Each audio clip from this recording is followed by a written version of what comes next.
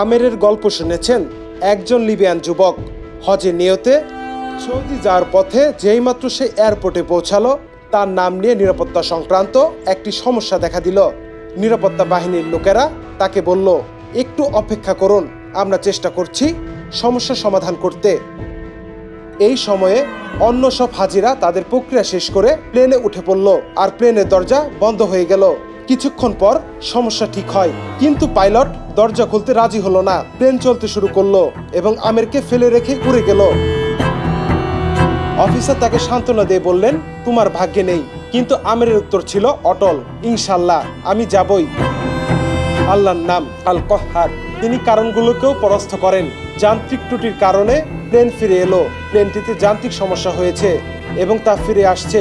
মেরামত করা হলো, কিন্তু তাও পাইলট আমেরের জন্য দরজা খুলতে রাজি হলো না। দ্বিতীয়বারের জন্য একই কারণে প্লেনটি আবার ফিরে এলো।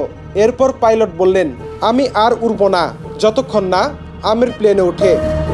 আল্লাহ যখন কাউকে কিছু দিতে চান, কোনো শক্তিই তা থামাতে পারে না। আল্লাহর উপর ভরসা করুন, তিনি অসম্ভবকে সম্ভব করেন। নিয়ত শুদ্ধ রাখুন, দৃঢ় বিশ্বাস রাখুন, ফল আসবেই। আল্লাহকে স্মরণ করুন, তিনি আপনার জন্য সব নিয়ম ভেঙে দেবেন। নাফিউল ইহসান, দৃষ্টি 24।